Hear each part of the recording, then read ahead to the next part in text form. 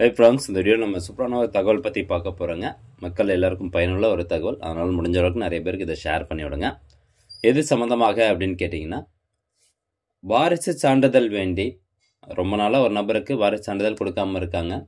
So அந்த legal hair certificate வேண்டி சென்னை உயர்நீதிமன்றத்தில் ஒரு நபர் ரீட் மனு தாக்கல் பண்ணியிருக்கிறாரு.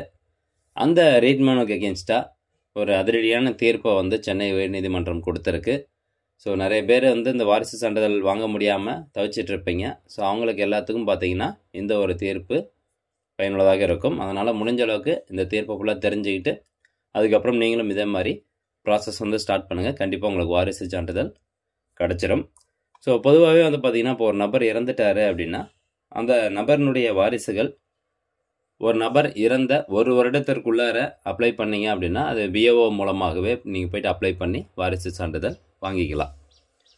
ரெண்டாவது, ஒரு வருஷத்துக்கு மேலே ஆயிடுச்சு அப்படின்னா நீங்கள் தாசில்தார் மூலமாக மட்டும்தான் வாரிசு சான்றிதழ் வாங்க முடியும். ஒரு வருஷத்துலேருந்து 7 வருஷத்துக்குள்ளே இருக்கும் பட்சத்தில் தாசில்தார் மூலமாக நீங்கள் வாரிசு சான்றிதழ் வாங்கிக்கலாம். அதுவே 7 வருஷம் தாண்டிடுச்சு, அந்த நபர் இறந்து 7 வருஷம் தாண்டிடுச்சு அப்படின்னா நீங்கள் சிவில் கோர்ட் மூலமாக தான் வாரிசு சான்றிதழ் வாங்க முடியும். இதுதான் தற்போது இருக்கக்கூடிய நடைமுறை. இந்த நடைமுறைக்கு அகேன்ஸ்டாக தான் இப்போது இந்த சென்னை உயர்நீதிமன்றம் ஒரு ரீட் மனுக்கு அகேன்ஸ்டாக அருமையான தீர்ப்பு ஒன்று கொடுத்துருக்குறாங்க. அதாவது இந்த நபர் யார், அரசு அப்படிங்கிறவர் தான், அரசு அப்படிங்கிறவர் ரீட் மனு தாக்கல் பண்ணியிருக்கிறாரு. யாருக்கு அகேன்ஸ்டாக அப்படின்னா tahsildar, Mylapore taluka, Rajamalapuram, Chennai. Okay. Article 226 constitution of India அதன் அடிப்படையில் இந்த ரீட் மனு தாக்கல் பண்ணப்பட்டிருக்குது. இவங்க ஆன்லைன் மூலமாக அந்த வாரிசு சான்றிதழுக்கு அப்ளை பண்ணியிருக்காங்க. அந்த அப்ளிகேஷன் நம்பர் கொடுத்துருக்காங்க. 1/4/2024 அப்ளை பண்ணியிருக்காங்க. ஸோ அதுக்கப்புறம் அந்த அப்ளிகேஷன் பார்த்திங்கன்னா, அந்த அப்ளிகேஷன் மேலே நடவடிக்கை எடுக்க முடியாத காரணத்தினால, அதாவது தாசில்தார் இவங்க தான் வாரிசுதாரர் அப்படிங்கிறத உறுதிப்படுத்த முடியாதனால அது இல்லீகல் அப்படின்னு சொல்லி அந்த லீகல் ஹேர் சர்டிஃபிகேட் கொடுக்கல. ஸோ இறந்து போன நபர் யார் அப்படின்னா சுப்பிரமணியன் சிபி. ஸோ அவருக்கு அவருடைய வாரிசுகளுக்கு இந்த வாரிசு சான்றிதழ் அப்ளை பண்ணியிருக்கிறாங்க. அப்ளை பண்ணும்போது அவங்க சரியாக வெரிஃபை பண்ண முடியல, இவங்க தான் வாரிசுதாரர் அப்படின்னு தெரியல அப்படின்னு காரணத்தை காமிட்டி ரிஜெக்ட் பண்ணிட்டாங்க. ஸோ அதுக்கு எகென்ஸ்டாக தான் இந்த ரீட் மனு தாக்கல் பண்ணியிருக்கிறாங்க. ஓகே, இதில் என்ன சொல்கிறாங்க அப்படிங்கிறத நம்ம ஜஸ்ட் ஓவராலாக பார்த்துடலாங்க. அதாவது the legal heirship certificate was applied by the petitioner in respect of the death of one C.P. Subramanian who died on 19/12/1998. 19/12/1998 அவர் இறந்திருக்கிறார்.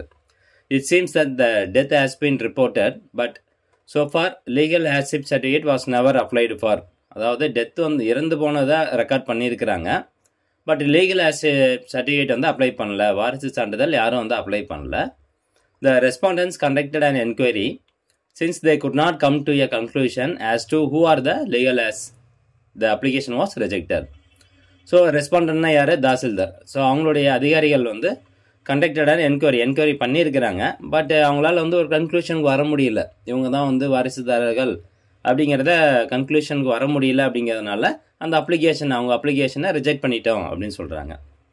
Once the death is reported, where an application is made for legal heirship certificate, it has to be determined as to who are the legal heirs.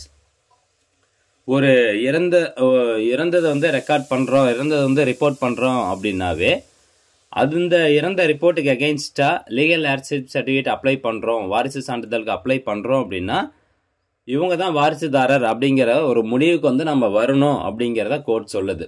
So எங்களால் முடிவுக்கு வர முடியல அப்படின்னு நீங்கள் சொல்லக்கூடாது, ஒரு முடிவுக்கு நீங்கள் வரணும் அப்படின்னு சொல்லுது. Even if there is no other proof, the petitioner can be directed to file affidavits and he also arrange for 5 affidavits of the persons known to the family which will include relatives and neighbours. இந்த ஒரு point தான் நீங்கள் கவனிக்கணும்.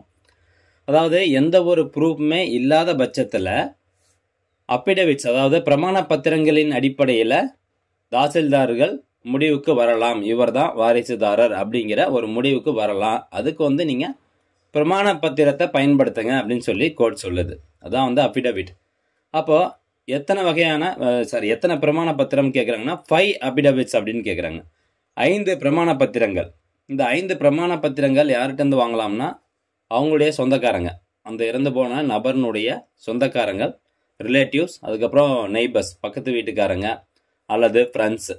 So இவங்க மூலமாக பிரமாண பத்திரத்தை file பண்ணி 5 பிரமாண பத்திரத்தை வாங்கி அதன் அடிப்படையில் நீங்கள் வந்து ஒரு முடிவுக்கு வாங்க, இவங்க தான் வந்து வாரிசு சான்றிதழ், இவரை தான் வந்து வாரிசுதாரர்கள் அப்படிங்கிற முடிவுக்கு வந்து நீங்கள் லீகல் அசெட் சர்டிஃபிகேட் கொடுங்க அப்படின்னு சொல்லி தான் கோர்ட் வந்து சொல்லுது.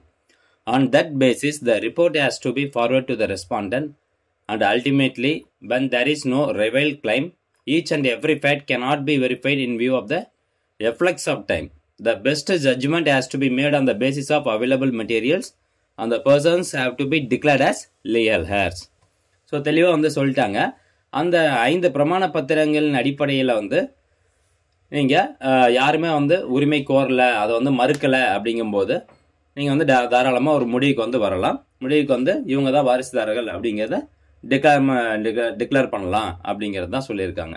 ஸோ அவங்களுடைய உண்மைத்தன்மையை பயன்படுத்தி நம்ம வந்து டிக்ளேர் பண்ணலாம் அப்படின்னு சொல்லி கோர்ட் வந்து தாசில்தார் அவர்களுக்கு வந்து சொல்லியிருக்கிறாங்க. In view thereof this writ petition is disposed of on the following terms. So இந்த டேர்ம்ஸ் அண்ட் கண்டிஷன்ஸில் இந்த ரிட் மனு வந்து டிஸ்போஸ் பண்ணுறாங்க.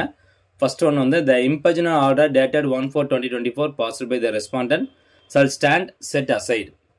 இந்த 1/4/2024 24 அப்போ அவங்க வந்து அப்ளிகேஷன் போட்டிருக்காங்க. அந்த அப்ளிகேஷன் ஒன்று அவங்க வந்து அதே அப்ளிகேஷன் வச்சுக்கலாம், இல்லை வேற ஒரு அப்ளிகேஷன் கூட விண்ணப்பதாரரை அப்ளை பண்ண சொல்லுங்கள்.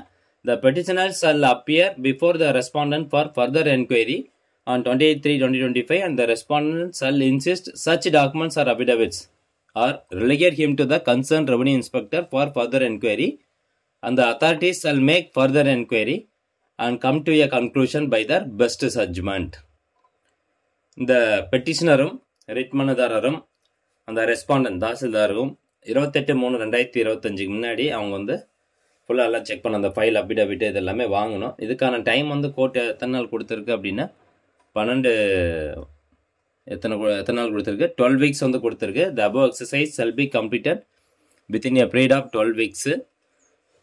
ஸோ இந்த காப்பி வந்ததுலேருந்து வெப் காப்பியாக இருக்கட்டும், சர்டிஃபிகேட் காப்பிக்கெலாம் வெயிட் பண்ண தேவையில்லை. வெப் காப்பி வந்துச்சு அப்படின்னாவே 12 வாரத்துக்குள்ளார நீங்கள் இந்த 5 பிரமாண பத்திரங்களின் அடிப்படையில் நீங்கள் வந்து இந்த ப்ராசஸை கம்ப்ளீட் பண்ணி முடிக்கணும். 12 வாரத்துக்குள்ளார அந்த ரிட் மனுதாரருக்கு நீங்கள் வாரிசு சான்றிதழ் கொடுக்கணும் அப்படிங்கிறது தான் இந்த கோர்ட் வந்து சொல்லுது.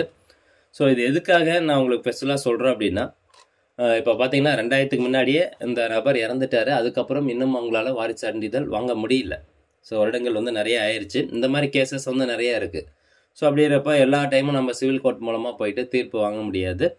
ஸோ அதனால் இந்த தீர்ப்பு வந்து நீங்கள் பயன்படுத்திட்டு சப்போஸ் உங்களால் வாரிசு சான்றிதழ் வாங்க முடியல அப்படின்னா உங்கள் உறவுக்காரர்கள் அல்லது நண்பர்கள், பக்கத்து வீட்டுக்காரங்க, ஸோ இவங்க மூலமாக ஒரு 5 பிரமாண பத்திரங்கள் ரெடி பண்ணி பிரமாண பத்திரங்களின் அடிப்படையில் தாசில்தார்கிட்ட போய் அப்ளை பண்ணுங்கள். அவங்க வந்து உங்களுக்கு இந்த லீகல் வாரிசு சான்றிதழ் விசாரிச்சுட்டு கொடுப்பாங்க.